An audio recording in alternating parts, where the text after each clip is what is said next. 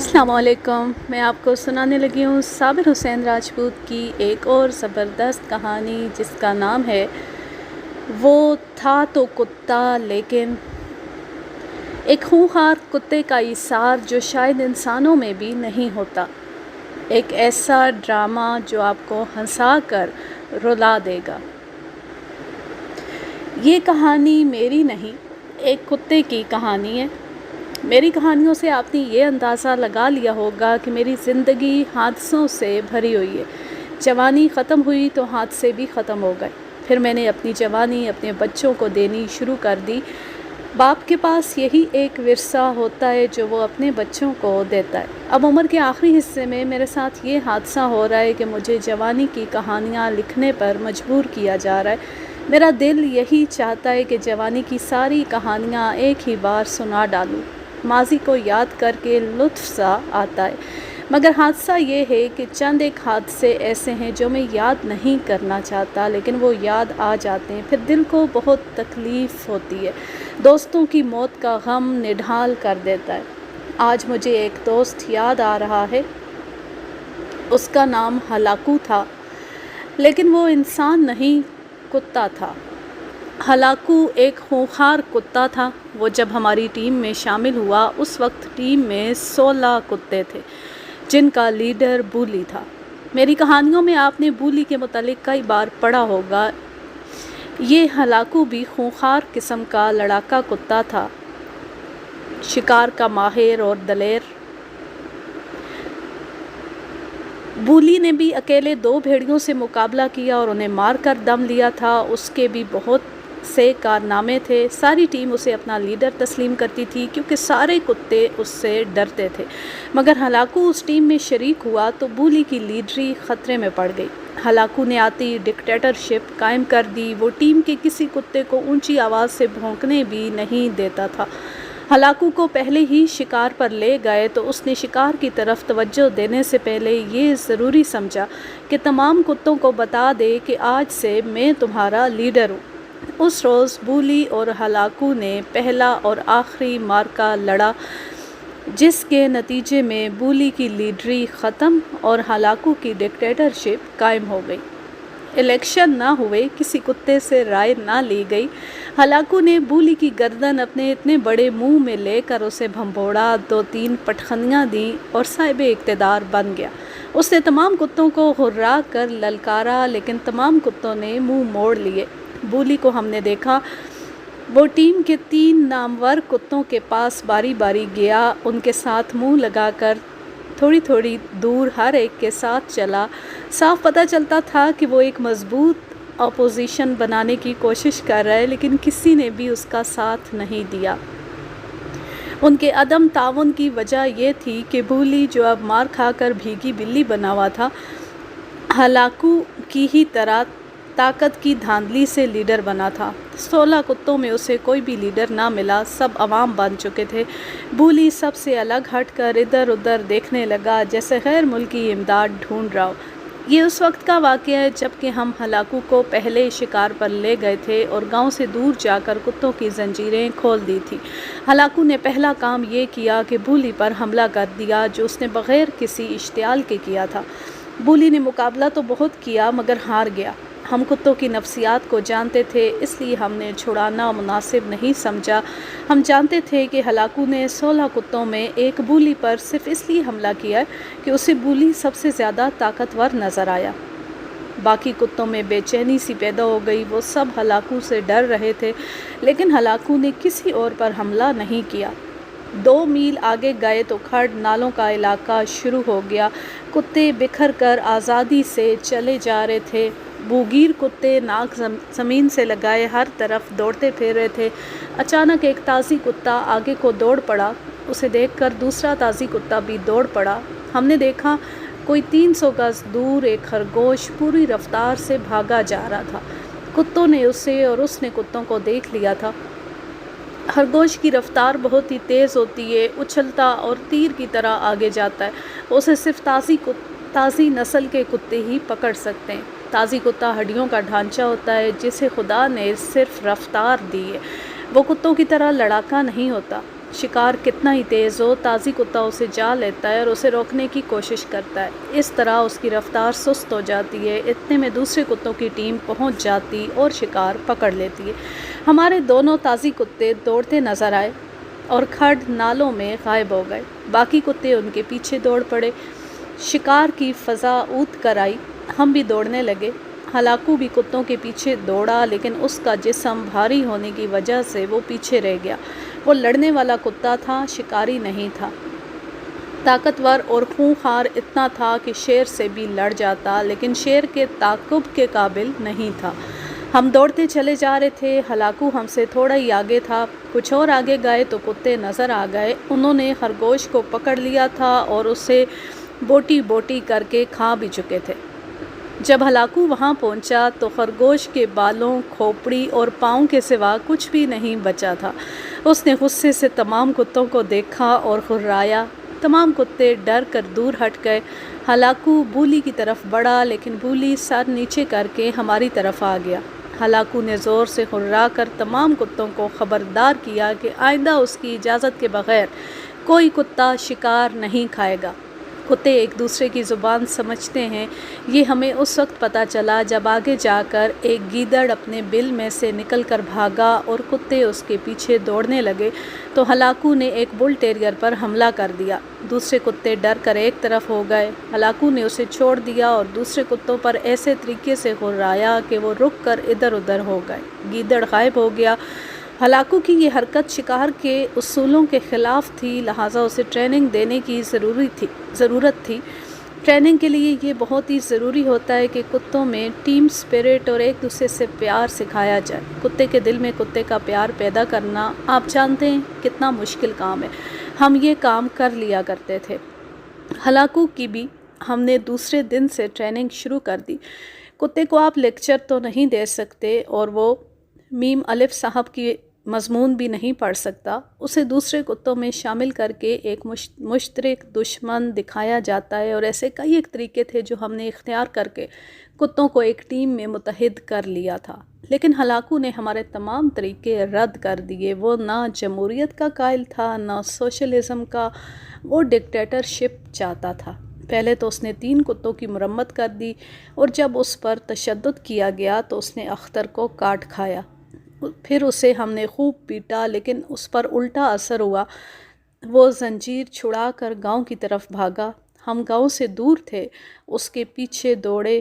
جب گاؤں میں پہنچے تو وہاں قیامت مچی ہوئی تھی۔ ہلاکو نے ایک بکری پر اس طرح حملہ کر دیا تھا کہ اس کی شیرگ دانتوں میں لے کر چیر دی تھی۔ گاؤں کے لوگ اسے مارنے کو دوڑے تو اس نے 2 آدمیوں کو زخمی کر دیا۔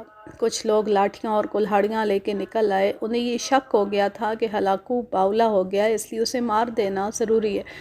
ہم گاؤں میں پہنچے تو گاؤں کی آدھی آبادی لاٹھیوں اور کلہاڑیوں سے مسلح تھی، اور ہلاکو ان کے گھیرے میں آیا ہوا بڑے مزے سے ٹہل رہا تھا۔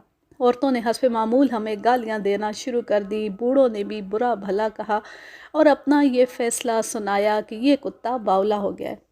ہم کتوں کے ماہر تھے، اس میں باولے پن کی کوئی علامت نہیں تھی، اس کے منہ میں جھاگ نہیں تھی۔ باولا کتا ایک جگہ رکتا نہیں، دوڑتا چلا جاتا ہے، اور راستے میں کوئی حیوان یا انسان آ جائے اسے کاٹ کھاتا ہے۔ اس طرح آرام سے نہیں ٹہلتا۔ میں اور اختر اس کی طرف بڑھے۔ اختر کی ٹانگ سے خون بہہ رہا تھا۔ ہمیں دیکھ کر ہلاکو سر جھکا کر اور دم ہلاتا ہوا ہماری طرف آیا۔ وہ پہلے اختر کی ٹانگوں کے ساتھ لگ کر کھڑا ہو گیا، پھر منہ اوپر کر کے اس نے میرے منہ کی طرف دیکھا جیسے مجھ سے پوچھ رہا ہو تم بھی ناراض ہو۔ وہ اختر سے ہٹ کر میری ٹانگوں کے ساتھ اپنا جسم رگڑنے لگا۔ میں بتا نہیں سکتا کہ وہ معافی مانگ رہا تھا یا شاباش۔ ہم تو اسے معاف کر سکتے تھے، مگر اس نے ایک ہی حلے میں سارے گاؤں کو اپنا دشمن بنا لیا تھا۔ رائے عامہ اس کے خلاف ہو گئی تھی۔ سب نے متفقہ فیصلہ دے دیا کہ یہ کتا گاؤں میں نہیں رہے گا۔ یہ پہلا کتا تھا جس کے خلاف گاؤں نے ایسا سخت مخالفانہ رویہ اختیار کیا۔ ہمارے شکار کے جنون کو ہماری مائیں اور بہنیں ناپسند کرتی تھیں، کیونکہ ہم اکثر زخمی ہو کر واپس آیا کرتے تھے۔ اور میں آپ کو پہلی کہانیوں میں سنا چکا ہوں کہ ہمارے کچھ دوست مارے بھی گئے تھے۔ البتہ ہمارے باپ، چچے، تائے، ماموں بڑے بھائی اور سارے بزرگ ہمیں شکار سے نہیں روکتے تھے، وہ ہمیں مرد بنانا چاہتے تھے۔ ہمارے کسی بھی کتے کے خلاف انہیں کوئی شکایت نہیں تھی، کیونکہ ہمارے تمام کتے گاؤں کے بچے بچے سے پیار کرتے تھے۔ ہلاکو پہلا کتا تھا جس نے پورے گاؤں کو صرف اپنا ہی نہیں ہمارا بھی دشمن بنا دیا، لیکن ہم بھی ڈھیٹ نسل کے تھے۔ ہلاکو نے جس بکری کی شیرہ کاٹ دی تھی وہ بکری ابھی مری نہیں تھی۔ ہم نے بکری کی گردن پر تکبیر پڑھ کر چھری پھیر دی اور تمام شکاریوں نے اتنے پیسے جمع کر کے بکری والے کو دے دیے جن سے وہ 2 بکریاں خرید سکتا تھا۔ وہ غریب آدمی تھا، خوش ہو گیا۔ ہم نے بکری کا گوشت سارے گاؤں میں تقسیم کرنا چاہا مگر کسی نے بھی قبول نہ کیا۔ وہ ڈرتے تھے کہ باولے کتے کی کاٹی ہوئی بکری کا گوشت کھا کر سارا گاؤں باولا ہو جائے گا۔ ہم بہت خوش ہوئے کہ ساری بکری ہم خود کھائیں گے، مگر ماؤں نے اودم پپا کر دیا۔ ہم نے انہیں یقین دلایا کہ اچھا نہیں کھائیں گے۔ ہم نے بکری ایک گدھے پر لاد دی۔ ایک لڑکا گھر سے نمک چرا لایا، گاؤں والوں کو بتایا کہ اسے بہت دور پھینک آئیں گے۔ ہم نے ہلاکو کو بھی ساتھ لیا۔ گاؤں سے 1 میل دور ایک گہرائی میں بیٹھ کر ایک ران ہلاکو کو پیش کی اور لکڑیاں جمع کر کے آگ جلائی۔ بکری کے بڑے بڑے ٹکڑے کاٹ کر آگ میں رکھ دیے، روسٹ ہو گئے تو ہم نے کھا لیے۔ اس طرح 18-19 لڑکوں اور ہلاکو نے مل کر پوری بکری کھا لی۔ واپس آ کر ہم نے بزرگوں کو بتایا کہ بکری کو ایک گھڑے میں ڈال کر اوپر مٹی ڈال آئے ہیں تاکہ کوئی کتا اسے کھا نہ لے۔ بزرگ یہ سن کر خوش ہوئے کہ لڑکے سیانے ہو گئے ہیں، لیکن ہلاکو کے خلاف جو آواز اٹھ چکی تھی وہ ختم ہونے کی بجائے اور اونچی ہو گئی۔ ہلاکو ہمارے گاؤں کی کسی کتیا کا بچہ نہیں تھا، وہ ہمیں اتفاق سے ملا تھا۔ ایک بار ہم شکار کے لیے گئے تو ایک جگہ خانہ بدوشوں کا قافلہ رکا ہوا تھا۔ اب تو اس قسم کے خانہ بدوش کہیں نظر نہیں آتے۔ یہ ایک عجیب اور پراسرار نسل تھی۔ ان کے متعلق بڑی ڈراؤنی سی روایتیں مشہور تھیں، جن میں ایک یہ تھی کہ یہ بچوں کو اٹھا لے جاتے اور انہیں لٹکا کر نیچے ایک برتن رکھ دیتے ہیں، برتن کے نیچے آگ جلاتے ہیں۔ آگ کی تپش سے بچے کے سر میں سے مومیائی نکلتی ہے۔ یہ دوائی کے طور پر استعمال ہوتی ہے جو آب حیات کا اثر رکھتی ہے۔ اس روایت سے لوگ اتنا ڈرتے تھے کہ جب کبھی خانہ بدوش قافلہ کسی گاؤں کے قریب ڈیرے ڈالتا تھا تو لوگ بچوں کو گاؤں سے باہر نہیں جانے دیتے تھے۔ ان خانہ بدوشوں کے پاس خونخوار کتے ہوا کرتے تھے، جن میں زیادہ تر بھیڑیوں کی نسل کے ہوتے تھے یا ہلاکو کی نسل کے لڑاکے اور خونخوار۔ ایسا ہی ایک قافلہ ہمیں ایک شکار کے دوران ایک جگہ رکا ہوا مل گیا تھا۔ خانہ بدوشوں کے کتے ہمارے کتوں پر غرانے لگے، لیکن خانہ بدوشوں نے انہیں روک دیا۔ ہم وہاں رک گئے اور گپ شپ لگانے لگے۔ ہم نے دیکھا کہ ایک بل ڈاگ ایک طرف پڑا سو رہا تھا۔ اس نے ایک بار منہ زمین سے اٹھایا اور کھانسنے لگا۔ کھانسی کا دورہ اتنا شدید تھا کہ وہ اٹھ کھڑا ہوا اور پھر اس طرح بیٹھ گیا جیسے جسم میں طاقت نہ رہی ہو۔ خانہ بدوشوں سے اس کے متعلق پوچھا تو انہوں نے بتایا کہ یہ بہت دنوں سے بیمار ہے اور ٹھیک نہیں ہو رہا۔ وہ اس سے جان چھڑانا چاہتے تھے لیکن وہ ان کا پیچھا نہیں چھوڑا تھا۔ وہ جہاں جاتے تھے ان کے پیچھے پیچھے چلا جاتا تھا۔ اب انہوں نے اس کی خوراک بند کر دی تھی، وہ خود شکار کے قابل نہیں رہا تھا۔ ہمیں کتوں کے ساتھ دلچسپی تھی اور ہمدردی بھی۔ یہ کتا ہمیں بڑے کام کا نظر آیا۔ ہمارے پاس بولی خونخوار کتا تھا۔ ہم نے سوچا کہ ایک اور مل جائے تو بولی کا ساتھ ہو جائے گا۔ میرے دوست اختر نے مشورہ دیا کہ اگر خانہ بدوش کتا دے دیں تو اسے ہم ٹھیک کر لیں گے۔ اگر اس کا مرض لا علاج ہوا تو زہر دے کر مار دیں گے۔ خانہ بدوشوں سے یہ کتا مانگا تو انہوں نے خوشی سے دے دیا، لیکن انہوں نے یہ بھی بتایا کہ یہ بڑا ہی ظالم کتا ہے، جب بگڑ جاتا ہے تو مالک کا بھی لحاظ نہیں کرتا۔ انہوں نے ہمیں خبردار کیا کہ اگر یہ ٹھیک ہو گیا تو اسے قابو میں رکھنا مشکل ہو جائے گا۔ ہم شکار سے واپس آئے تو کتے کے گلے میں زنجیر ڈال کر اسے کھینچا۔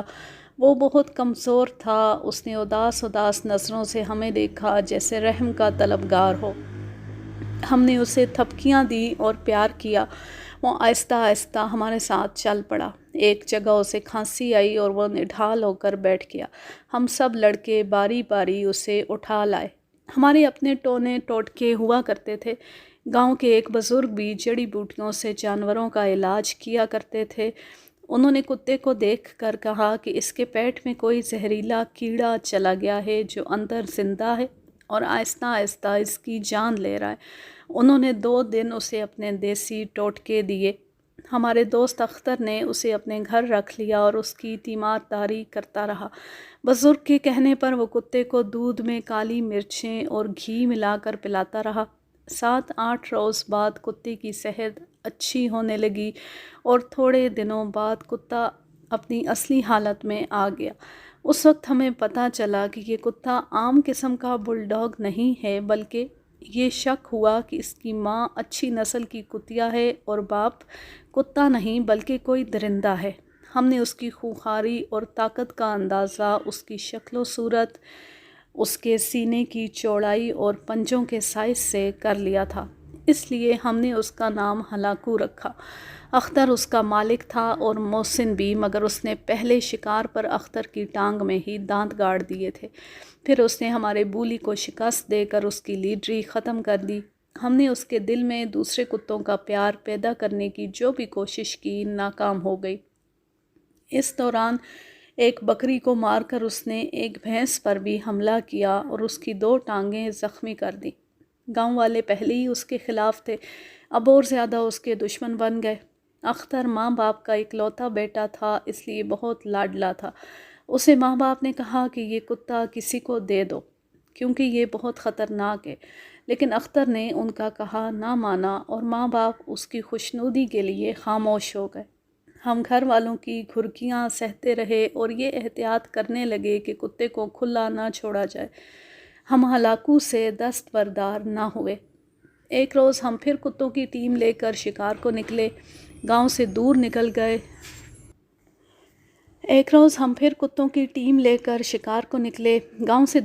گئے۔ تو ہم نے کتوں کی زنجیریں پٹوں سے الگ کر دیں۔ ایک آدمی گھوڑے پر سوار چلا آ رہا تھا، ہم آگے کو جا رہے تھے، وہ دائیں طرف سے آ رہا تھا۔ کتے بکھرے ہوئے آگے جا رہے تھے۔ گھوڑ سوار ادھیڑ عمر کا آدمی تھا، گھوڑا بڑا اچھا تھا۔ وہ جب ہمارا راستہ کاٹ کر کتوں کے درمیان سے گزر رہا تھا تو اس نے ہمیں 2-4 تعریفی جملے کہے اور پھر ہمارے کتوں کی تعریف کرتا ہوا آگے چلا گیا۔ میں نے اتفاق سے ہلاکو کی طرف دیکھا، وہ ایک جگہ رکا ہوا زمین کو سونگھ رہا تھا۔ اس نے گھوڑے کو دیکھا جو تھوڑی دور چلا گیا تھا۔ وہ پہلے تو آہستہ آہستہ گھوڑے کو دیکھتا ہوا اس کی طرف چلتا رہا، پھر وہ بھونکا اور گھوڑے کے پیچھے دوڑ پڑا۔ اس کے ہرانے اور بھونکنے کی آوازوں پر گھوڑا بدک گیا اور سرپٹ بھاگ اٹھا۔ سوار نے اسے قابو کرنے کی کوشش کی لیکن گھوڑا منہ زور ہو گیا۔ ہم ہلاکو کو روکنے کے لیے دوڑے، ہمیں ڈر یہ تھا کہ گھوڑا بگڑ گیا، گھڑ سوار غصے میں آ گیا تو بات بہت دور تک پہنچ جائے گی، مگر ہلاکو کو پکڑنا ہمارے لیے آسان نہیں تھا۔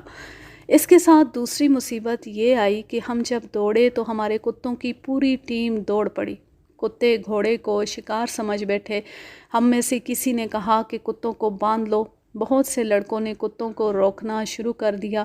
اتنی دیر میں ہلاکو گھوڑے تک پہنچ چکا تھا۔ یہ کامیابی اس کے لیے اس طرح آسان ہو گئی تھی کہ آگے ایک ٹیلا آ گیا تھا جس نے گھوڑے کو بائیں طرف مڑنے پر مجبور کر دیا۔ ہلاکو جہاں تھا وہیں سے مڑا اور گھوڑے تک پہنچ گیا۔ ہم اس طرف دوڑے جا رہے تھے لیکن ہم گھوڑے کی رفتار سے تو نہیں دوڑ سکتے تھے۔ ہلاکو نے اچھل کر گھوڑے کے پیٹ پر پنجے مارے۔ سوار نے اپنی جان بچانے کے لیے سرپٹ بھاگتے گھوڑے سے چھلانگ لگا دی۔ اس نے بہت لڑکھنیاں کھائیں لیکن پھر اٹھ کھڑا ہوا۔ اس کی خوش قسمتی تھی کہ زمین کچی اور ریتلی بھی تھی۔ اب گھوڑا اور ہلاکو رہ گئے۔ گھوڑا آگے سے مڑا اور ہلاکو اس سے ذرا پیچھے رہ گیا۔ گھوڑے نے دوڑتے دوڑتے اس کو 2 لتی ماری جو ہلاکو کو لگی، لیکن وہ ذرا دور ہونے کی وجہ سے 2 لتی کی پوری ضرب کی زد میں نہ آیا۔ البتہ وہ ایک طرف کو گرا اور ایک لابازی کھا کر پھر گھوڑے کے پیچھے دوڑا۔ ہم نے دوسرے کتوں کو روک لیا تھا لیکن بولی ہاتھ سے نکل گیا۔ پہلے تو اس نے گھوڑے اور ہلاکو میں کوئی دلچسپی نہ لی، لیکن ہلاکو کو 2 لتی پڑی تو بولی اچانک دوڑ پڑا۔ ہم سمجھے کہ وہ ہلاکو پر حملہ کرنے جا رہا ہے، اور یہ دیکھ کر کہ وہ دولتی کھا کر کمزور ہو گیا ہے، اب اس سے اپنا انتقام لے گا، لیکن وہ سیدھا گھوڑے کی طرف گیا۔ ہلاکو اب پھر گھوڑے کے قریب تھا۔ گھوڑے نے اب کے ایک ہی ٹانگ پیچھے کو ماری تو ہلاکو نے کئی کلابازیاں کھائیں۔ بولی گھوڑے کے آگے تھا، اس نے اچھل کر گھوڑے کی گردن نیچے سے منہ میں لے لی۔ گھوڑا بڑی زور سے ہنہنایا اور رکنے لگا۔ ہلاکو نے پیچھے سے جست لگائی اور اس کے پچھلے حصے میں پنجے اور دانت گاڑ دیے، مگر گر پڑا۔ بولی نے گھوڑے کی گردن نہ چھوڑی، وہ اس کی اگلی ٹانگوں کے اوپر والے حصے کے ساتھ چپک گیا۔ گھوڑا اتنا بے بس ہو گیا کہ اس کی اگلی ٹانگیں دوری ہو گئیں، وہ بیٹھنے لگا۔ ہلاکو آگے ہو کر اس کی گردن کے اوپر سوار ہو گیا۔ اب اس کی گردن 2 کتوں کے جبڑوں میں تھی۔ گھوڑا بیٹھ گیا، وہ حوصلہ ہار بیٹھا تھا۔ ہم پہنچ گئے۔ بولی تو ہمارا حکم مانتا تھا، اسے پچھلی ٹانگوں سے پکڑ کر گھسیٹا اور دبکا تو اس نے گھوڑے کی گردن چھوڑ دی، لیکن ہلاکو سے گھوڑے کی گردن چھڑانا بڑا ہی خطرناک تھا۔ وہ گردن کو بھنبوڑ رہا تھا۔ یہ شیروں اور چیتوں کا طریقہ ہوتا تھا، یہ درندے بھینسوں اور گھوڑوں کو اسی طرح مارتے ہیں، اوپر سے گردن کی ہڈی توڑ دیتے ہیں۔ ہم نے گھوڑے کو بچانے کے لیے خطرہ مول لیا، 2 زنجیریں ہلاکو کی گردن کے گرد لپیٹ کر اسے پیچھے کو کھینچا۔ ڈر یہ تھا کہ وہ گھوڑے کو چھوڑ کر کسی لڑکے کو چیر پھاڑ دے گا۔ اس کے مالک اختر نے یہ خطرہ مول لیا کہ اس کی ناک پر ہاتھ رکھ کر اس کا سانس روک دیا۔ گھوڑا تڑپ رہا تھا، ہلاکو کا منہ اکھڑ گیا۔ ہم نے زنجیریں کس لیں۔ ہلاکو میں اتنی طاقت تھی کہ وہ ہماری گرفت سے نکل سکتا تھا، لیکن یہ اس کی شرافت تھی کہ وہ ہمارے قابو میں آ گیا۔ گھوڑا بجلی کی سی تیزی سے اٹھا۔ ہم یہی دیکھ سکے کہ اس کی گردن لہو لہان ہو چکی تھی۔ گھوڑا بے حد تیز رفتاری سے دوڑ پڑا۔ وہ اسی طرف جا رہا تھا جس طرف سے آیا تھا۔ ہم نے اسے پہلے بھی دوڑتے دیکھا تھا، مگر اب کتوں سے آزادی حاصل کر کے وہ جس رفتار سے بھاگا وہ میں نے آج تک کسی گھوڑے میں نہیں دیکھی۔ ہم اس کے سوار سے معافی مانگنا چاہتے تھے، مگر وہ کہیں نظر نہیں آ رہا تھا۔ ہم دوسرے کتوں کو روکنے اور ہلاکو کو پکڑنے میں الجھے رہے۔ اس دوران معلوم نہیں وہ کہاں غائب ہو گیا۔ ہمیں یہ ڈر محسوس ہوا کہ وہ اپنے گاؤں چلا گیا ہے، اور وہ اپنے ساتھ یا تو بندوق لائے گا یا کچھ آدمیوں کو ساتھ لا کر ہم سے انتقام لے گا۔ ہم نے آپس میں صلاح مشورہ کیا اور مقابلے کے لیے تیار ہو گئے۔ گھوڑا نظروں سے اوجھل ہو گیا اور ہم آگے چل پڑے۔ تھوڑی دور جا کر ہم نے کتوں کو پھر کھلا چھوڑ دیا۔ ہلاکو کی بھی زنجیر کھول دی۔ اس کے جسم کو اچھی طرح دیکھا۔ گھوڑے کی 2 لتھیوں سے اسے کوئی زخم نہیں آیا تھا۔ ہم نے ایک عجیب و غریب تبدیلی دیکھی۔ وہ یہ تھی کہ جو ہی ہم نے کتوں کو کھلا چھوڑا، ہلاکو بولی کے قریب چلا گیا۔ ہمارا خیال تھا کہ ہلاکو گھوڑے کا غصہ بولی پر نکالے گا، لیکن اس نے بولی کے ساتھ منہ لگا لیا۔ یہ کتوں کا آپس میں محبت کا اظہار ہوتا ہے۔ وہ دونوں اکٹھے آگے کو چلتے گئے۔ ہمیں یقین ہو گیا کہ ان کی دوستی ہو گئی ہے۔ بولی نے اسے گھوڑے کو گرانے میں مدد دی تھی۔ ہلاکو اس کے خلوص اور اس کی طاقت کا قائل ہو گیا تھا۔ وہ آخر جنگجو تھا، اوچھا کتا نہیں تھا۔ وہ بولی کو خراج تحسین پیش کر رہا تھا۔ اس کے بعد شکار کے دوران ہلاکو نے بولی کی کسی حرکت کا برا نہیں منایا۔ بولی کے متعلق میں نہیں بتا سکتا کہ اس نے گھوڑے جیسے طاقتور جانور کو گھٹنوں بٹھا کر ہلاکو پر اپنی طاقت کا رعب جمایا تھا یا یہ خوشامد کا ایک طریقہ تھا۔ بہرحال بولی کا یہ کارنامہ سیاسی قسم کا تھا جس میں وہ کامیاب رہا تھا۔ شکار کر کے ہم واپس آ رہے تھے تو ہم چوکس تھے، کیونکہ ہم یہ امید لگائے بیٹھے تھے کہ گھوڑ سوار انتقام لینے کے لیے اپنے ساتھ بندوق یا بہت سارے آدمی لائے گا۔ ہو سکتا ہے وہ ہمیں ڈھونڈ رہا ہو، اور یہ بھی ڈر تھا کہ وہ ہمارے گاؤں پہنچ گیا ہو۔ یہ صورت ہلاکو کے لیے خطرناک تھی۔ گاؤں والے پہلے ہی اس کے خلاف تھے، اب اس کی وجہ سے دشمنی دوسرے گاؤں میں بھی پیدا ہو گئی تھی۔ ہم اس نئی صورتحال کے متعلق آپس میں تبادلہ خیالات کرتے ڈرتے ڈرتے گاؤں میں داخل ہوئے، مگر وہاں امن اور سکون تھا۔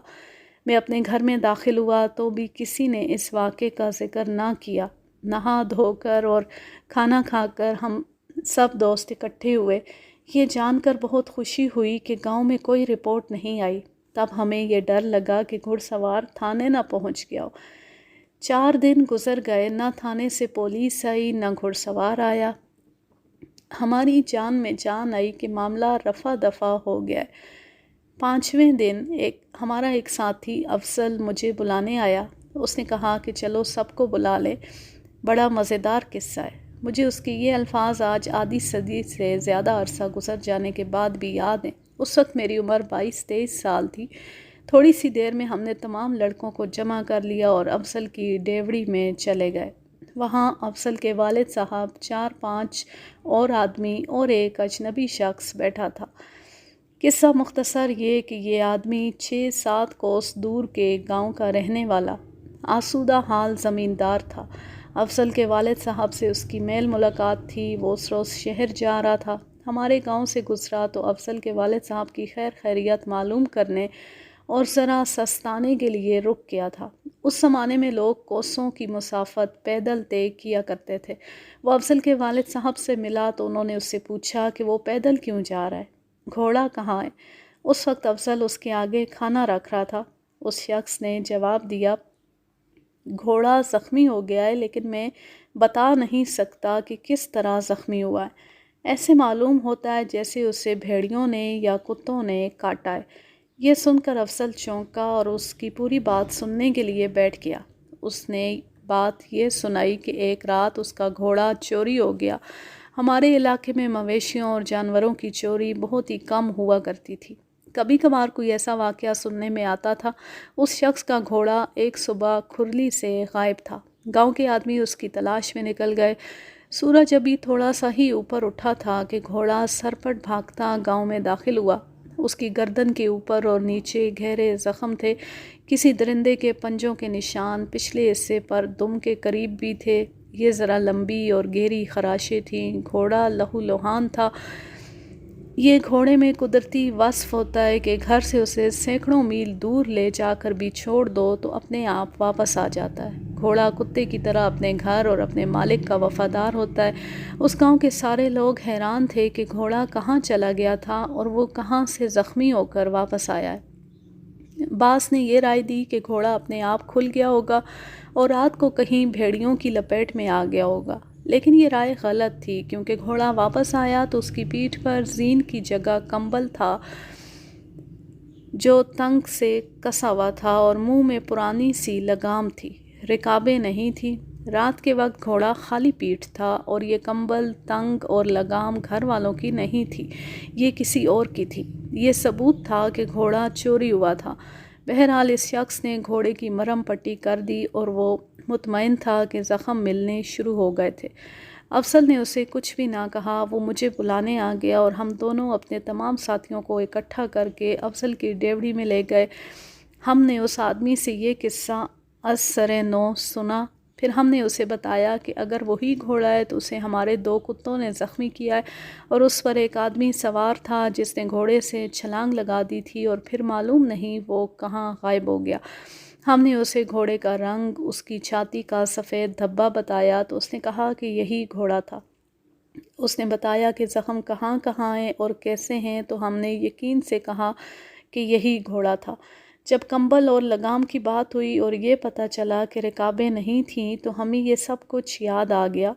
2 रोज़ बाद हमने उस शख्स के गांव जाकर घोड़ा देखा। ये वही घोड़ा था, लेकिन उस आदमी का कोई सुराग नहीं मिल रहा था जो घोड़े पर सवार था। इससे साबित हो गया कि वो कोई घोड़ी चोर, रस्सागीर था और घोड़ा चुरा कर ले जा रहा था।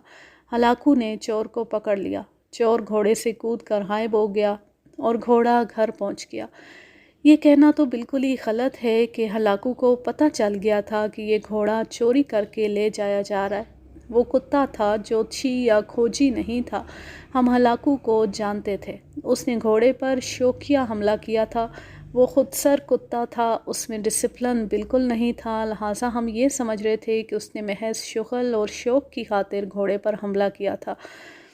लेकिन घोड़े के मालिक ने बताया कि हलाकू का हमला देरीना अदावत की बिना पर था। उसने हमारे गांव में हलाकू को देखा था। हमने उसे बूली भी दिखाया था। हलाकू को देखकर उसने हंसकर पूछा, ये कुत्ता यहाँ किस तरह आया है? हमने बताया कि खाना बदोशों से लिया है। उसने हलाकू के मुतालिक हमें एक दिलचस्प किस्सा सुनाया। 3-4 महीने पहले का जिक्र है। ये आदमी इसी घोड़े पर सवार कहीं जा रहा था। रास्ते में खाना बदोशों ने डेरे डाले हुए थे। ये कुत्ता खुला फिर रहा था। یہ شخص قریب سے گزرا تو کتا گھوڑے کے پیچھے آیا اور ہرایا۔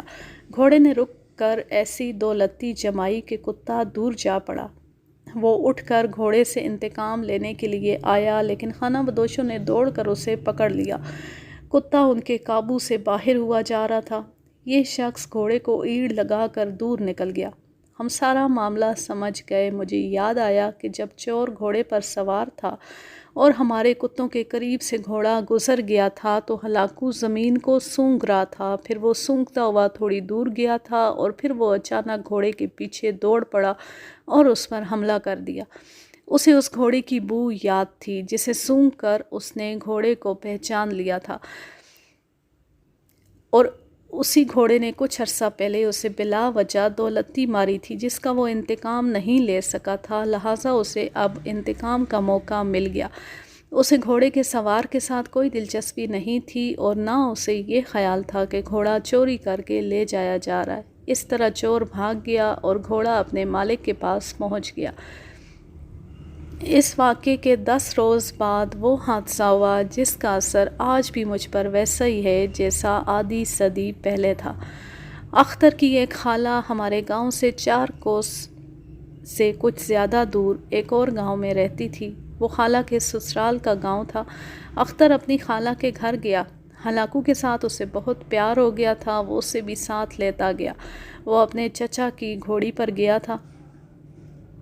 ہلاکو کو ساتھ لے جانے کی ایک وجہ یہ بھی تھی کہ اسے ڈر تھا کہ اس کی ماں رات کو اسے کھول کر کہیں غائب ہی نہ کر دے یا اسے کچھ کھلا کر مار ہی نہ دے۔ اختر چلا گیا۔ دوسرے دن کا پچھلا پہر گزرتا جا رہا تھا۔ سورج غروب ہونے میں ابھی کچھ دیر باقی تھی۔ ہم سب گاؤں کے قریب ایک پتھر اٹھا رہے تھے۔ یہ 1 من وزنی پتھر تھا جس میں ہم نے اسے پکڑ کر اٹھانے کے لیے جگہ تراشی ہوئی تھی۔ یہ ہماری روزانہ شام کی ورزش ہوا کرتی تھی۔ ایک آدمی نے کہا، اللہ خیر کرے، ہلاکو اکیلا آ رہا ہے۔ یہ آواز سخت گھبرائی ہوئی تھی۔ ہم نے فوراً ہلاکو کو دیکھا تو ہم بھی گھبرا گئے۔ ہلاکو آہستہ آہستہ دوڑتا آ رہا تھا۔ اس کا رنگ سفید تھا جس پر بڑے بڑے سیاہ دھبے تھے، لیکن اس کے جسم کی سفیدی لال سرخ تھی۔ ہم نے دوڑ کر اسے روکا۔ اس نے منہ اوپر کر کے ایسی ہوک لگائی کہ ہم پر عجیب سا خوف طاری ہو گیا۔ اس ہوک کو ہماری زبان میں روڑ کہتے ہیں، جسے منحوس سمجھا جاتا ہے۔ یہ مصیبت کے وقت کا اعلان ہوتا ہے۔ لوگ کہا کرتے تھے کہ کتے کو جن یا چڑیل نظر آتی ہے تو وہ منہ اوپر کر کے لمبی ہوک لگاتا ہے۔ ہلاکو نے اس سے پہلے ایسی منحوس آواز کبھی نہیں نکالی تھی۔ اس آواز کے بعد وہ ادھر کو ہی چل پڑا جدھر سے آیا تھا۔ ہم نے یہی دیکھا کہ وہ سخت زخمی ہے، لیکن اس کے زخموں کو ہم غور سے نہ دیکھ پائے۔ وہ آگے جا کر رکا۔ ہم نے دیکھا اس نے پھر ہوک لگائی۔ ہم سمجھ گئے کہ اختر کسی مصیبت میں پھنس گیا ہے۔ یہ واقعہ سنانے سے پہلے میں ضروری سمجھتا ہوں کہ جو قارئین کتوں کی فطرت اور نفسیات سے واقف نہیں، انہیں 2-4 باتیں بتا دوں، ورنہ وہ اس واقعے کو ناقابل یقین سمجھیں گے۔ ایک تو وہ آوارہ کتے ہوتے ہیں جو گلیوں میں گھومتے پھرتے ہیں۔ ان کی دلچسپی صرف پیٹ کے ساتھ ہوتی ہے۔ ان کی عادتیں ایسی خراب ہوتی ہیں کہ لوگ صرف ان سے ہی نہیں بلکہ ہر قسم کے کتے سے نفرت کرتے ہیں۔ پالتو کتے کی نفسیات مختلف ہوتی ہے۔ پالتو کتوں میں شکاری اور لڑاکا کتے ہر قسم کے حالات میں قابل اعتماد ہوتے ہیں۔ مصیبت کے وقت انسان کا ساتھ چھوڑ جاتا ہے، اس کا پالتو کتا ساتھ نہیں چھوڑتا، آخر دم تک اپنے مالک کے ساتھ مصیبت کا مقابلہ کرتا ہے۔ ہلاکو جس طرح زخمی ہو کر اکیلا گاؤں میں آیا تھا، اس سے ہمیں کوئی غلط فہمی نہیں ہوئی۔ ایسے واقعات اس سے پہلے بھی ہو چکے تھے جن میں کتے یا گھوڑے نے ہلاکو کی طرح گاؤں میں آ کر اطلاع دی تھی کہ اس کا مالک کسی مصیبت میں گرفتار ہے۔ کتے کی طرح گھوڑے میں بھی یہ خوبی ہوتی ہے کہ مالک کی مدد کرتا ہے۔ کتوں کے تو میں ایسے بہت سے واقعات سنا سکتا ہوں، لیکن ہلاکو کا واقعہ سنا دینا ہی کافی ہوگا۔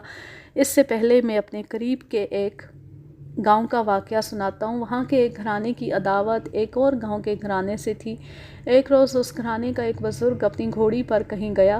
اس کے جانے کے نصف گھنٹے بعد گھوڑی اکیلی گاؤں میں آئی اور زمین پر खरोंचे लगाने लगी और हिनहिनाने लगी। घर वालों ने घोड़ी को सवार के बगैर देखा और उसकी बेचैनी देखी तो वो इशारा समझ गए और ये भी समझ गए कि सवार मारा गया। घोड़ी उसी तरफ दौड़ पड़ी जिधर से आई थी। गांव के बहुत से आदमी उसके पीछे दौड़े। घोड़ी 2-2.5 मील दूर एक नशेबी जगह जाकर रुक गई। वहाँ बहुत सारा खून था मगर सवार नहीं था। बहुत तलाश किया मगर लाश भी ना मिली, ना सवार कहीं नज़र आया। तीसरे रोज़ लाश एक गड्ढे से भेड़ियों और गीदड़ों ने निकाल कर बहुत सारी खा ली तो सवार के हशर का पता चला। उसे दुश्मन पार्टी ने घात लगाकर कत्ल किया था। इसी तरह हलाकू गांव में आया तो हमें इसके सिवा और कुछ सोचने की ज़रूरत महसूस ना हुई कि अख्तर किसी मुसीबत में गिरफ़्तार है। हमने 1 मिनट भी ज़ाया ना किया। घरों को दौड़ पड़े, कुल्हाड़ियाँ उठाईं, कुत्ते खोले और हलाकू के पीछे दौड़ पड़े। हमारे साथ 16 कुत्ते थे, 20 के करीब हम नौजवान थे और इतनी तादाद बड़ों की भी हमारे साथ आ गई। सब लाठियों और कुल्हाड़ियों से मुसल्लह थे। 3 घोड़े भी साथ आ गए। हलाकू से दौड़ा नहीं जाता था, वो सख्त ज़ख्मी था। अख्तर के वालिद साहब भी हमारे साथ थे। उसकी माँ दूर तक रोती हमारे साथ आई थी। उसे बड़ी मुश्किल से वापस भेजा था। हमें दूर तक उसके बैन सुनाई देते रहे। हमने हलाकू को तेज़ चलाने की बहुत कोशिश की लेकिन उसके जिस्म से खून इस तरह गिर रहा था जैसे पानी में से निकलो तो जिस्म पर से पानी बहता है। हलाकू आगे आगे जा रहा था। वो जिधर मुड़ता था हम भी उधर ही मुड़ जाते थे। वो हमें खड्ड, नालों और ऊंचे नीचे रास्तों से उस तरफ ले गया जिस तरफ से लोग नहीं गुजरा करते थे। वो दरअसल बरसाती नाले का खुश्क पहाड़ था। वहाँ उसके दोनों तरफ मिट्टी के अमूदे और बुलंद टीले थे। इर्द गिर्द का इलाका बंजर और वीरान था। वहाँ दरख्त और झाड़ियाँ बहुत थीं। अमूदी टीलों में गारें थीं जो दूर तक जाकर ऊपर निकल जाती थीं। नाले के पाट के वहाँ एक दूसरे के करीब 2 मोड़ थे। वहाँ कोई चला जाए तो दुनिया की नज़रों से ओझल हो जाता था। ये जगह भी हमें खौफनाक लगती थी। उसकी हैबत को मैं लफ्ज़ों में बयान नहीं कर सकता। टीलों में कटी फटी ऐसी जगह थी जहाँ गिद्ध और चमगादड़ छुपे रहते थे। लोग तो ये भी कहा करते थे कि वहाँ जिन और शेर शिरार रहते। हलाकू आगे जाते जाते उस इलाके में उतर गया। हम और हमारे कुत्ते उसके पीछे जा रहे थे।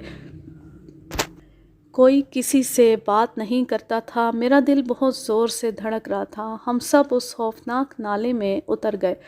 सूरज की आखिरी जर्द धूप सामने वाले टीले की चोटी के दरख्तों पर पड़ रही थी। हम और ज़्यादा नीचे उतरे तो हलाकू एक तरफ मुड़ गया। मैंने कुल्हाड़ी को मजबूती से पकड़कर आगे कर लिया। हम हलाकू के पीछे मुड़े तो कोई 30-35 गज दूर एक आदमी ऊंधे मुंह पड़ा नज़र आया। हलाकू ने रुक कर फिर मुंह आसमान की तरफ किया और इतनी लंबी हूक लगाई कि एक लड़के ने गुस्से से या शायद घबराहट से चिल्ला कर कहा, चुप ओए हलाकू। हम सब दौड़ कर उस आदमी तक पहुँचे। उसकी पीठ खून से लाल थी। उसे सीधा किया। वो अख्तर था। उसका भी जिस्म हलाकू की तरह खून से लाल सुर्ख हो रहा था। नब्ज़ और दिल पर हाथ रखा। वो ज़िंदा था। उसकी घोड़ी गायब थी। वो चचा की घोड़ी पर खाला के गांव गया था। अख्तर के ज़ख़म देखे। कुल्हाड़ियों के 2 गहरे ज़ख़म पीठ पर थे। एक ज़ख़म दाएं कंधे पर, यह भी गहरा था, और एक ज़ख़म दाएं रान पर, यह तो बहुत ही गहरा था। उसकी लाठी उससे कुछ दूर पड़ी थी। अख्तर के बाप का हाल बहुत ही बुरा हो रहा था लेकिन वो मर्द था। दांत पीस कर कहता था, थाने नहीं जाऊंगा, अपने हाथों से बदला लूँगा। हमने पगड़ियाँ उतार कर अख्तर के ज़ख्मों पर कस कर बांध दी। एक आदमी को घोड़े पर बिठाया और अख्तर को उसके आगे घोड़े पर बिठा दिया। 2 घोड़े और भी थे, उन्हें उसके साथ कर दिया और कहा कि वो जितनी तेज़ चल सकें चलें और शहर सिविल अस्पताल पहुँचे। कुछ आदमी उनके साथ पैदल भी चले गए। उन्हें रुखसत करके इधर उधर देखा तो हलाकू ज़मीन पर पड़ा नज़र आया।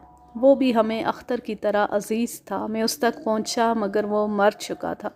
उस वक्त हम सब ने देखा कि उसके ज़ख़म बहुत ही गहरे थे। बाएं पहलू में कुल्हाड़ी का एक ज़ख़म था। उसकी 3 पसलियाँ भी कटी हुई थीं। पीठ पर भी कुल्हाड़ी का एक ज़ख़म था। اور ایک زخم جو کم گہرا تھا پچھلی ٹانگوں کے اوپر پیٹھ پر تھا۔ وہ صرف اتنی دیر تک زندہ رہنا چاہتا تھا کہ ہمیں گاؤں سے اختر تک لے آئے۔ اس کا فرض ادا ہو چکا تھا اور اس نے اختر کی اس نیکی کا صلہ بھی دے دیا تھا کہ اس نے خانہ بدوشوں سے اسے لے کر اس کی جان بچائی تھی۔ میں نے اپنے دوستوں سے مل کر وہیں کلہاڑیوں سے قبر کھود دی اور ہلاکو کو اس میں رکھ کر اوپر مٹی ڈال دی۔ ہم نے باقاعدہ قبر بنا دی۔ اس دوران گاؤں کے 2 آدمیوں نے خون کے دھبے زمین پر ایک طرف جاتے دیکھے اور وہ ان کو دیکھتے ہوئے آگے چلتے گئے۔ میں اور میرے نوجوان دوست بھی ان کے ساتھ ہو گئے۔ کسی کے پاؤں کے تازہ نشان صاف نظر آ رہے تھے اور اس کا خون بھی زمین پر گرتا گیا تھا۔ 200-250 گز آگے گئے۔ سورج غروب ہو گیا تھا لیکن روشنی ابھی کافی تھی۔ عمودی ٹیلے میں ایک گفت سی بنی ہوئی تھی، وہاں ایک آدمی لیٹا ہوا تھا۔ ہمیں دیکھ کر بیٹھ گیا اور اس نے ہاتھ جوڑ دیے، کچھ بولا نہیں۔ آگے ہو کر دیکھا تو اس کی ایک ٹانگ بہت ہی بری طرح چیری پھاڑی ہوئی تھی، اس کے سینے سے بھی خون بہہ رہا تھا اور اس کا ایک بازو بھی خون سے لت پت تھا۔ اس کے پاس ایک کلہاڑی پڑی ہوئی تھی، اس نے ہاتھ جوڑے ہوئے تھے، اس کا رنگ پیلا پڑ گیا تھا۔ اس سے پوچھا کون ہو؟ اس نے سرگوشی میں پانی مانگا۔ ڈرانے دھمکانے سے اس نے بتا دیا کہ اختر کو اس نے اور اس کے 2 ساتھیوں نے مارا ہے۔ اس کا ایک اور ساتھی اس سے 40-50 گز دور اس سے بھی بری حالت میں پڑا مل گیا۔ تیسرے کا کچھ پتہ نہ چلا۔ دوسرا آدمی بھی مان گیا۔ یہ تینوں گھوڑی چور تھے۔ اختر سے گھوڑی لینے کے لیے انہوں نے اس پر حملہ کیا تھا۔ تیسرا آدمی گھوڑی لے گیا تھا۔ ان 2 آدمیوں کو اٹھا کر گاؤں میں نہیں لے جا سکتے تھے کیونکہ یہ راہزنی کے مجرم تھے۔ انہیں موقع واردات سے اٹھانا ٹھیک نہیں تھا۔ ہم نے 2 آدمی شہر کی طرف دوڑا دیے تاکہ تھانے میں رپورٹ دے دیں۔ ان دونوں آدمیوں کو ہم نے ایک جگہ لٹا دیا۔ نالا خشک تھا، ایک جگہ تھوڑا سا پانی جمع تھا، وہاں سے ہم پگڑیاں پانی میں بھگو کر لائے اور پانی ان کے منہ میں نچوڑا۔ ان کے زخموں پر انہی کی پگڑیاں باندھ دی اور ان سے پوچھتے رہے کہ وہ کہاں کے رہنے والے ہیں اور کون ہیں۔ ان کی حالت بہت بری تھی۔ صبح طلوع ہوئی، سورج نکلنے میں ابھی کچھ دیر باقی تھی کہ پولیس آ گئی۔ قریب کے ایک گاؤں سے چارپائیاں منگوا کر دونوں کو ان پر ڈالا اور ہم سب باری باری اٹھا کر شہر ہسپتال تک لے گئے۔ اختر اسی ہسپتال میں تھا۔ اسے دیکھ کر ہم نے خدا کا شکر ادا کیا کہ وہ ہوش میں آ گیا تھا لیکن ابھی بولنے کے قابل نہیں تھا۔ دونوں زخمی ملزموں پر پولیس کا پہرا لگا دیا گیا۔ بہت دنوں بعد وہ دونوں اور اختر بیان دینے کے قابل ہوئے۔ ان دونوں نے اقبال جرم کر لیا۔ یہ واردات اس طرح ہوئی کہ اختر گھوڑی پر سوار اپنے گاؤں کو واپس آ رہا تھا۔ اس نے شام سے پہلے گھر پہنچنے کے لیے یہ خطرناک راستہ اختیار کر لیا۔ اسے اپنی جوانی اور اپنی دلیری پر بھروسہ اور ناز تھا۔ ہلاکو اس کے ساتھ تھا جس کی اس نے زنجیر کھول رکھی تھی۔ اختر کے پاس لاٹھی بھی تھی۔ وہ اس نالے میں سے گزر رہا تھا کہ 3 آدمیوں نے اسے گھیر لیا اور اسے کہا کہ گھوڑی ہمارے حوالے کر دو اور تم جاؤ۔ ان تینوں کے پاس کلہاڑیاں تھیں۔ اختر گھوڑی سے کود آیا۔ اس نے کہا گھوڑی یہ کھڑی ہے، میں اکیلا اور تم 3 ہو، مرد ہو تو پہلے مجھے ختم کرو پھر گھوڑی لے جانا۔ اس نے تینوں کو للکارا اور لاٹھی سے 3 کلہاڑیوں کا مقابلہ کیا۔ اختر کو اس وقت بالکل توقع نہیں تھی کہ ہلاکو اس کی مدد کرے گا۔ اس نے کلہاڑیوں کے وار لاٹھی پر روکے اور لاٹھی ماری بھی۔ وہ آخر 3 تھے۔ ایک نے پیچھے سے اس کی پیٹھ اور کندھے پر کلہاڑی کے بڑے سخت وار کیے۔ اس وقت ہلاکو حرکت میں آیا۔ اس نے ایک آدمی کی تو ایک ٹانگ چبا ہی لی۔ دوسرے آدمی نے ہلاکو کو کلہاڑی سے بری طرح زخمی کر دیا۔ ہلاکو نے اتنے گہرے زخم کھا کر بھی دوسرے آدمی کے پہلو میں دانت اور پنجے گاڑ کر اس کی ایک پسلی چکنا چور کر دی اور پیٹ پھاڑ ڈالا۔ اس دوران اختر نے لاٹھی سے ان دونوں کو سروں پر وار کر کے گرا دیا۔ تیسرا آدمی اس لڑائی سے نکل کر گھوڑی پر سوار ہوا اور بھاگ گیا۔ اختر کے زخم بہت گہرے تھے، اسے غشی آ گئی اور وہ گر پڑا۔ 2 راہزن وہاں سے بھاگنے لگے۔ ہلاکو نے اختر کو سونگھا اور گاؤں کی طرف دوڑ پڑا۔ وہ بہت ہی بری طرح زخمی تھا۔ دونوں راہزنوں نے بیان دیا کہ وہ چند قدم چلے تو ایک گر پڑا، دوسرا چلتا گیا اور پھر وہ بھی گر پڑا۔ پھر وہ ایک دوسرے سے الگ الگ ہو کر رینگتے رہے اور جب زخموں نے رینگنے سے بھی معذور کر دیا تو وہ چھپ گئے۔ ہلاکو گاؤں میں پہنچ گیا۔ اس کے بعد جو ہوا وہ میں آپ کو سنا چکا ہوں۔ ان دونوں آدمیوں نے پولیس کے پاس اپنے تیسرے آدمی کی نشاندہی کی۔ اس کی گرفتاری کے لیے پولیس بھیج دی گئی۔ ان کے بیان کے مطابق یہ مویشی اور گھوڑے چوری کرنے والا گروہ تھا۔ یہ زیادہ تر گھوڑے چوری کرتے تھے۔ ایک جگہ سے گھوڑا یا کوئی مویشی چوری کر کے دور دراز کہیں لے جا کر بیچ دیتے تھے۔ وہ خوشاب کے رہنے والے تھے۔ ان کا کمال یہ تھا کہ ہر قسم کی پنجابی، جس میں پوٹھوہاری بھی شامل تھی، بول سکتے تھے۔ انہوں نے اپنی کچھ وارداتیں بھی سنائیں۔ تیسرا آدمی لاپتہ ہو گیا تھا۔ 10-12 دنوں کی بھاگ دوڑ کے بعد وہ آدمی گھوڑی سمیت سرگودا سے پکڑا گیا۔ اتفاق سے وہ اس آدمی کے ہاتھ گھوڑی بیچ رہا تھا جو وہاں کی پولیس کا مخبر تھا۔ اسے شک ہوا اور اس نے اسے پکڑوا دیا۔ اسے ہمارے تھانے میں لایا گیا۔ اختر کے زخم ٹھیک ہو چکے تھے۔ اسے اس آدمی کی شناخت کے لیے تھانے بلایا گیا۔ اختر اسی صبح ہسپتال سے فارغ ہوا تھا اور ہم اسے گھوڑے پر بٹھا کر لائے تھے۔ ہم سب دوست اسے پھر شہر لے گئے۔ اس کے والد صاحب بھی ساتھ تھے۔ ہم تھانے میں گئے تو وہاں تیسرا چور دیکھا۔ اسے دیکھتے ہی ہم میں سے 3-4 لڑکے ایک ہی وقت بول اٹھے، اوئے یہ تو وہی ہے۔ یہ وہ آدمی تھا جس کے گھوڑے پر ہلاکو اور بولی نے حملہ کیا تھا اور یہ گھوڑے سے کود کر کہیں غائب ہو گیا تھا۔ یہ افضل کے والد صاحب کے ایک دوست کا گھوڑا تھا جو اس نے رات کے وقت کھرلی سے کھولا تھا، مگر راستے میں ہمارے کتوں نے اسے گھوڑا چھین لیا۔ جب مقدمہ چلا تو ہماری شکاری پارٹی کے 7 لڑکے بھی گواہی دینے گئے تھے۔ میں بھی ان میں شامل تھا۔ بہت ہی دلچسپ مقدمہ تھا۔ مجسٹریٹ ہندو تھا۔ وہ گھوڑے پر کتوں کے حملے کی تفصیل سن کر ہنستا تھا۔ اس نے 3 ملزموں کو سیشن سپرد کر دیا جہاں سے انہیں 7 سال کی سزائے قید ہوئی۔ اختر کے زخم مل گئے۔ دونوں گھوڑی چوروں کے زخم بھی ٹھیک ہو گئے ہوں گے، لیکن اختر کے دل میں، میرے دل میں اور میرے تمام شکاری دوستوں کے دلوں میں ہلاکو ایسا گہرا زخم چھوڑ گیا جو آج تک نہیں ملا۔ میں یہ کہانی نہیں سنانا چاہتا تھا۔ آج ہمت کی ہے مگر دل کا زخم کھل گیا ہے۔ ہلاکو کے ساتھ وہ ساری دوست یاد آ گئے جو ایک ایک کر کے قبرستان میں جا کر سو گئے۔ ہلاکو کی ہڈیاں اس برساتی نالے میں جہاں ہم نے اسے دفن کیا تھا اگلے ہی ساون کے سیلاب میں بہہ گئی تھیں، مگر اس کی یاد جو میرے دل میں ہے وہ آنسوؤں کے سیلاب میں بھی نہیں بہہ سکی، آج تک نہیں بہہ سکی۔ یوں یہ زبردست کہانی اپنے اختتام کو پہنچی۔ اگر آپ کو یہ کہانی یا میرا انداز پسند آئے تو اس چینل کو سبسکرائب ضرور کر لیں۔ ویڈیو کو لائک کیجئے، شیئر کیجئے، کمنٹ کیجئے۔ اللہ حافظ، اللہ نگہبان۔